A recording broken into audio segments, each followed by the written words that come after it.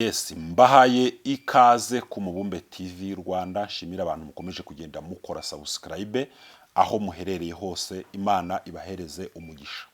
Muri Irani ibintu bikomeje kugenda byerekera ahantu hakomeye. Igihugu cya Irani kimaje kubaka ubushobozi mu buryo bwose, haba ku rwego rwa politiki cya diplomasi, haba no ku rwego rw'igisirikare. Ubundi amakuru avuga ko ubwo Amerika yasabaga agahenge, Irani yari igisigaranye ubushobozi bwa 50% bwo kurwana. Muri iyi minsi rero y'agahenge, amakuru aravuga ko Irani yazamuye ubushobozi, ubu noneho iri hagati ya 75 na 90% byo kurwana. Bisobanuye yuko Irani noneho yazamuye nanone ubushobozi bwa gisirikare, kandi mu buryo noneho bukarishye, kuko yamaje gusobanukirwa neza imirwanire n'imiterere y'urugamba irimo kurwanamo na Leta Zunze Ubumwe za Amerika ndetse na Israeli. Noneho rero Irani yazamuye noneho na confidence, cyangwa se yazamuye na confidence mu buryo bwa diplomasi, kuko yamaje gukonvenka ibihugu, yumvisha isi uruhande rwayo, kandi kugeza kuri iyi saha hafi y'isi yose barimo kwamagana ibitero bya Amerika na Israeli, cyangwa se ibikorwa bya gisirikare bya Leta Zunze Ubumwe za Amerika.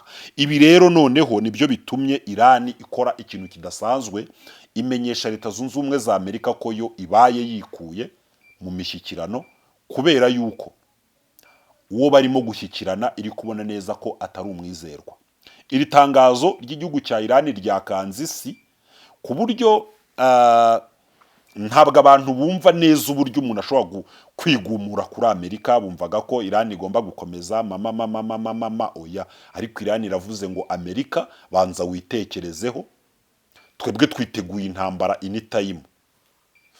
Ibi rero by'imishyikirano banza witekerezeho, ntabwo uri umwizerwa, kandi weho Pakistan waduhuzaga ni ibiki bigiye kubaho. Nta nandi makuru tuzongera kuguha kugeza igihe Amerika izabibona neza koko kukeneye iki ibiganiro, ikongera ikabisaba, kandi ibi biganiro bikaba atari ibintu byo gukina.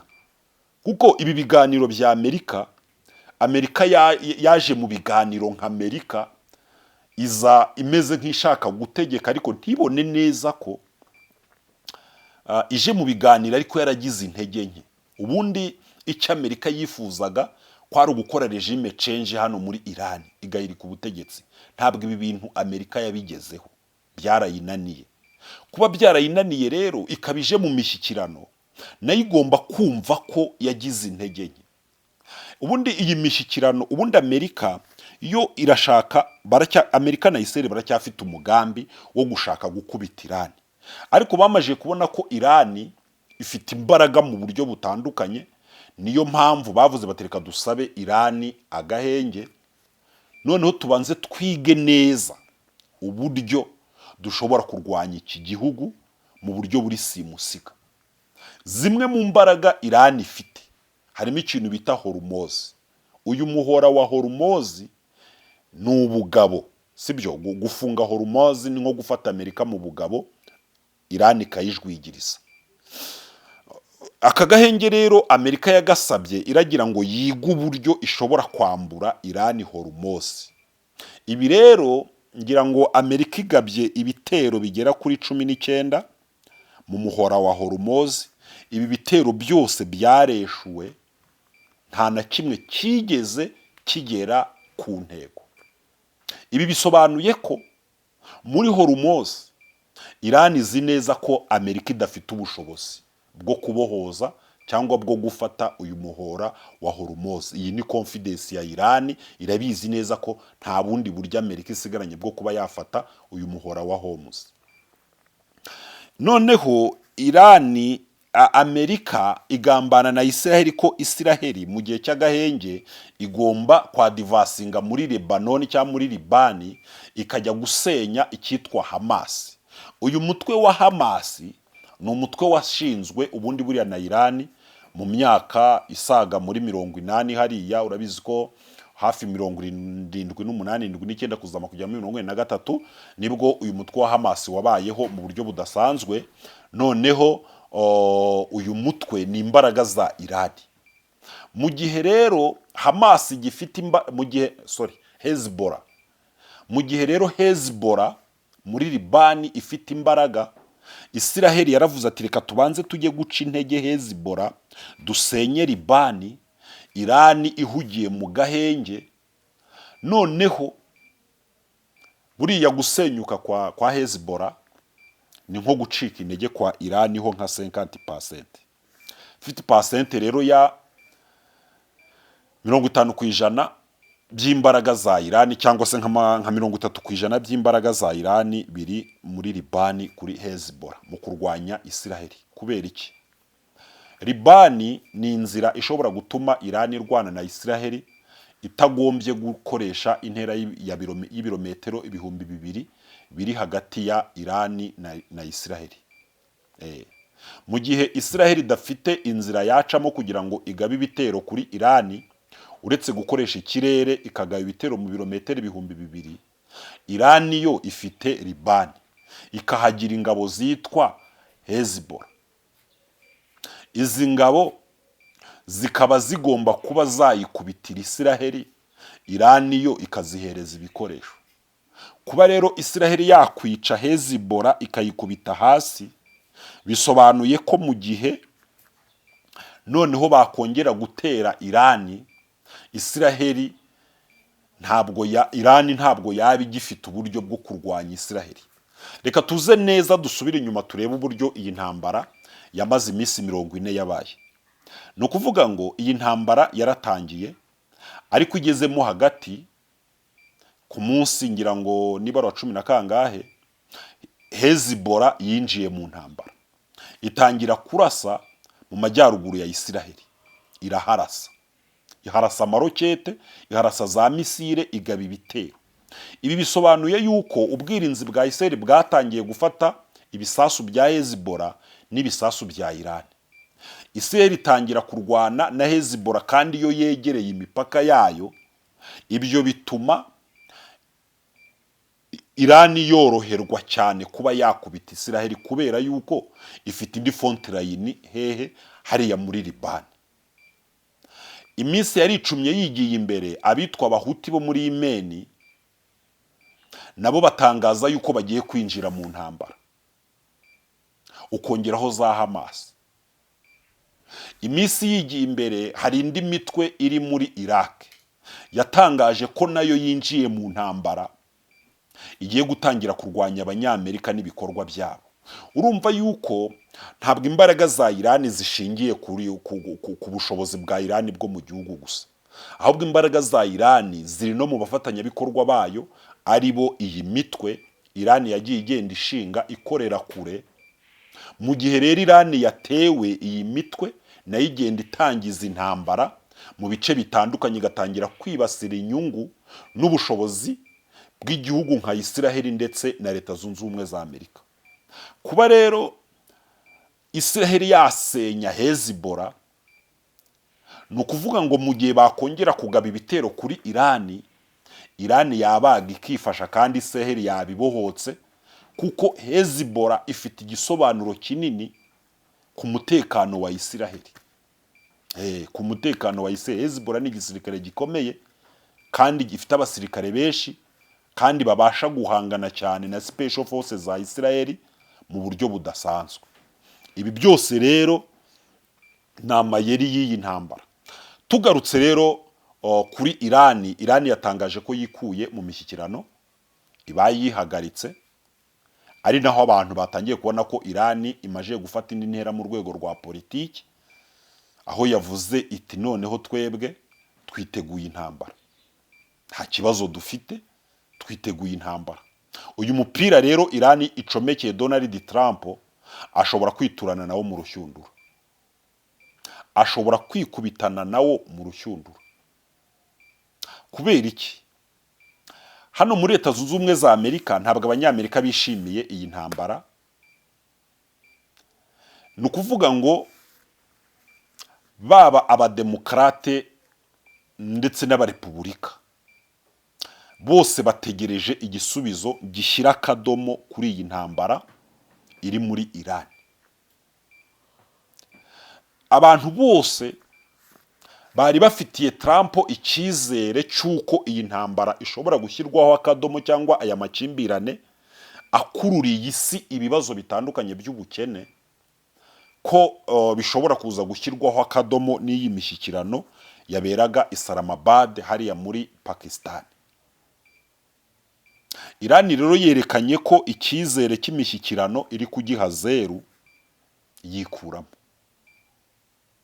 Trump yatangaje ko imishyikirano ikomeje kandi igeze aheza, kandi ko noneho ngo igiye guhagurukana imbaraga.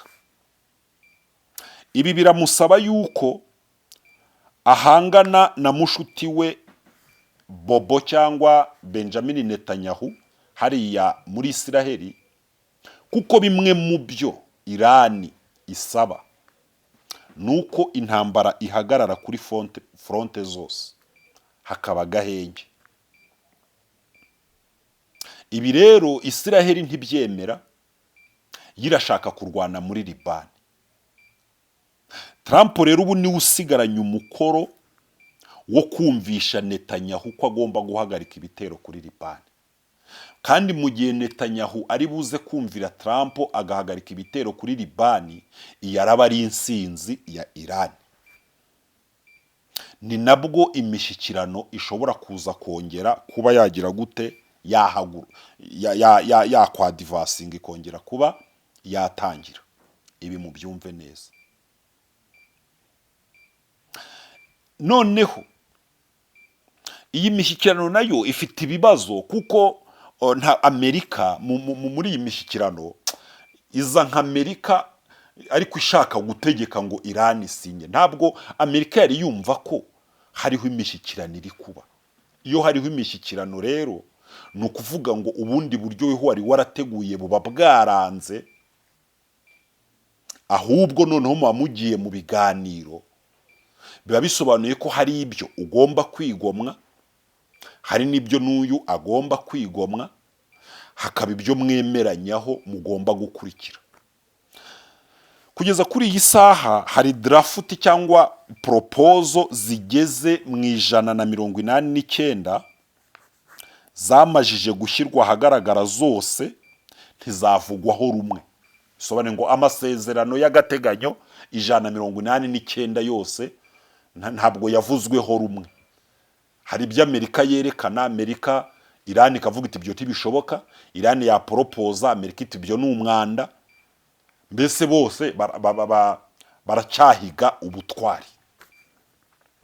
Bamwe rero mu bakurikiranira hafi politike yo mu burasirazuba bwo hagati hariya muri Middle East, barabona neza ko uko byagenda kose hashobora kongera hakaduka indi ntambara. Ariko iyi ntambara niyaduka rero noneho izaba mbi, kubera yuko hari amakuru avuga ko Irani ishobora kuba ifite intwaro kirimbuzi, cyangwa se irimo kwegera kirimbuzi. Ayo ni amakuru.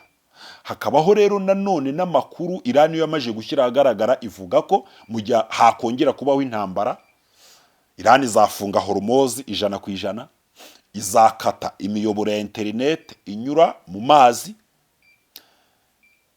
izafunga inzira zo mu nyanja itukura n'ibindi byose bikomeye. Ibi byose akaba ari ibintu bishobora gukururira isi akaga. Nayo mpamvu abantu bose bari gukomakoma bavuga bati nyabuneka mwumvikane, mushyira akadomo kuri aya makimbirane, nubwo bigoye ko Amerika na Irani na Israel bishobora guhagarika ibintu bimeze nk'amakimbirane bifitanye. Kuko keretse wenda hashobora kuzabaho ubutegetsi muri Amerika bushobora kuzumvikana na Irani bagasezerana uburyo babana, ariko ntabwo mbona imiterere ya Trump muri iyi manda ye ndetse n'uwitwa Netanyahu ko uyu mwuka w'intambara uba uri hagati ya Irani na Amerika ushobora guhagarara. Kubera iki? Iyi ntambara kuri Trump ni business, kuko ababikurikirana hafi bavuga ko ibikorwa by'umwana we n'umukwe we n'ibindi bimaje kwikuba inshuro nyinshi aho batangirije iyi ntambara muri Irani, ndetse na bamwe mu bahegwe b'Abayahudi bashoboye kuronka amafaranga menshi, kuko izi ntambara za Amerika aba ari business, nubwo zigira gutya zigakubita abantu bamwe hasi, abandi bagapfa, ariko bujya n'ubundi hapfa rubanda rugufi, babandi baba bagomba gupfa nyine ibihumbi runaka by'inzirakarengane bigapfa, ariko umubare w'abaherwe bo n'ubundi usanga bo baba babona amamiliyoni yabo y'amadolari abagenda za kompiyuta ziyabara, kubera nyine ya maraso y'inzirakarengane bari kugenda agira gute ameneka. Ni gute bunguka rero iyo tuvuze ngo ibiciro ngo byatumbagiye bya peteroli? Bo bagira gutya bagashyiraho system ituma peteroli igwa, imishyano yabaye twasinye peteroli ikamanuka, yamara kumanuka babahegwe bakagira gute, cyangwa se n'imari ku isoko ry'imigabane ikitura hasi, bakagira gute bo bakagura. Bamara kugura Trump akagaruka ati turafunze, amasezerano aranze, nibiki akarasa kabiri, ibiciro byakongera gutumbagira, bya bintu baguze bagahita babigurisha. Uko niko bagenda bo bacuruza intambara pa iburyo ibumoso, kugira ngo bungukire mu mubabaro nyine w'inzirakarengane. Ibyo bibaho mu buzima bwa buri munsi, niko isi yubatse. Hanyuma yo kwinjirwamo n'igicumuro cyakozwe na sogokuru wacu Adamu, isi yabaye iracuramye, kandi icuramiye ku muntu nyine w'umunyantege nke. Nubwo hari amategeko n'imiryango yitwa ngo za ONU n'ibindi ngo byitwa ngo bitabara imbabare kandi bikarengera umunyantege nke, ariko bujya byose bikora mu nyungu z'umunyembaraga. Byose none warumva ONU yamagana Amerika se? Ntago mwumvisha uko bamaganye se none se Putin ko yateye Ukraine, nkigeze mubona se Uburusiya se bwabaye iki? So Netanyahu sabaye iki? Ibi byose rero biragenda bikabaho, ariko bose ugasanga bakora mu nyungu z'iki z'umunyembaraga. Niko isi imeze.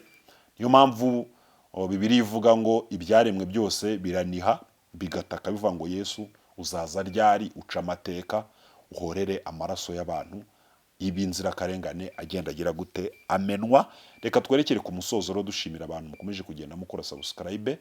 Imana ibaho umugisha. Ibiganiro byacu nakagaruka, turahora mu kindi kiganiro. Ciao ciao.